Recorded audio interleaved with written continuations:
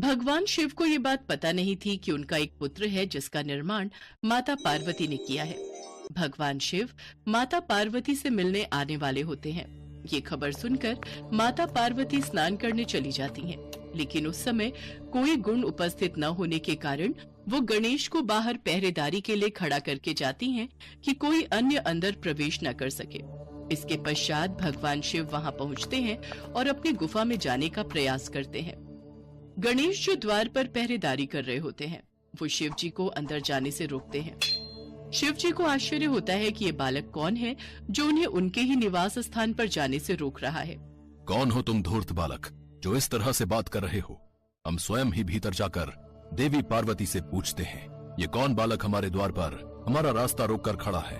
रुकिए, आपको भीतर जाने की अनुमति नहीं है। मेरी माता श्री का आदेश है कि कोई भी भीतर न जाने पाए, और जब तक वो नहीं कहती मैं किसी को भी इस महल के भीतर नहीं जाने दूंगा। बालक, हमें क्रोध मत दिलाओ, हमारे सामने से हट जाओ, वरना हमारे क्रोध को तुम नहीं जानते हो। और आप मुझे नहीं जानते, मेरे होते हुए इस द्वार को कोई नहीं लांघ सकता। तो फिर आज हमारे हाथों तेरा वध होगा। ले बचा अपने आप को हमारे इस वार से। अच्छा, तो आप युद्ध करना चाहते हैं तो ये भी हो जाए। इसी बात पर गणेश जी और शिव जी में युद्ध प्रारंभ हो जाता है। युद्ध में भगवान शिव अपने त्रिशूल से गणेश का सिर धड़ से अलग कर देते हैं। सभी देवता भी वहां उपस्थित होते हैं और उन्हें भी इस बात का अंदाजा नहीं होता है कि गणेश कौन है। सबकी आवाजें सुनकर माता पार्वती बाहर आती हैं और ये देखती हैं कि उनके पुत्र का धड़ अलग और सिर अलग है। माता पार्वती क्रोध से भर गई और शेर सवारी माँ दुर्गा के रूप में आ गई। उन्होंने अपनी सभी शक्तियों को प्रकट कर प्रलय मचाने का आदेश दिया।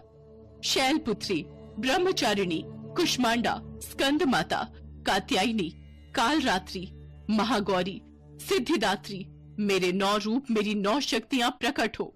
देखते ही देखते माँ दुर्गा के 9 रूप 9 देवियां प्रकट हो गईं।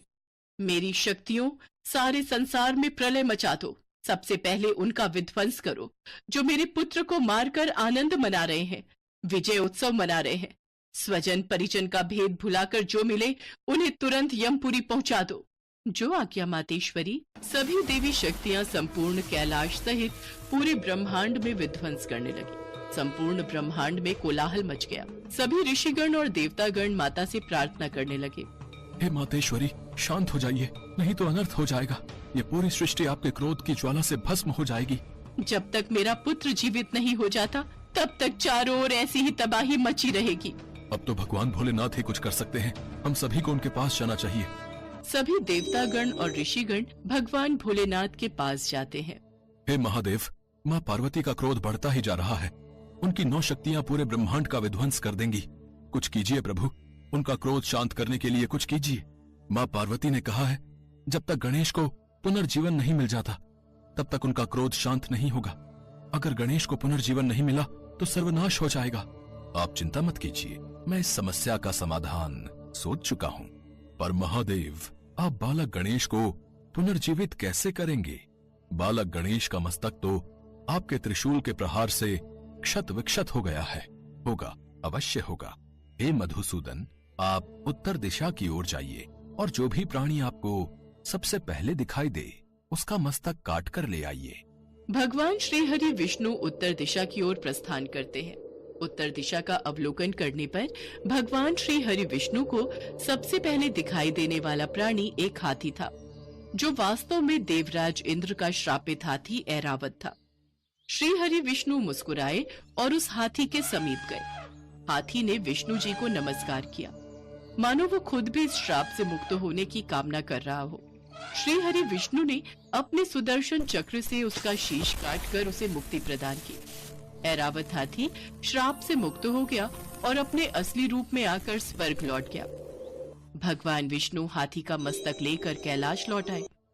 उसके पश्चात भगवान शिव गणेश के धड़ से हाथी का मस्तक जोड़ देते हैं। भगवान गणेश जीवित हो जाते हैं और माता पार्वती का क्रोध शांत हो जाता है। सभी देवी देवता भगवान गणेश को अपना अपना आशीर्वाद देते हैं। पुत्र गणेश, मैं तुम्हें वरदान देती हूँ कि संसार में अब से तुम प्रथम पूजनीय कहलाओगे। कोई भी मंगल कार्य शुरू करने के लिए प्रथम पूजा तुम्हारी होगी। श्री गणेश के प्रथम पूजन के बिना कोई भी मंगल कार्य, पूजा पाठ, जप तप, व्रत, धर्म आदि का फल प्राप्त नहीं होगा। आज से गणेश को सभी का अध्यक्ष घोषित किया जाता है। प्रथम पूज्य होने के कारण आज से तुम मेरे सभी गणों के भी अध्यक्ष बनोगे। मेरा आशीर्वाद है, संसार में कोई भी तुम्हारा सामना नहीं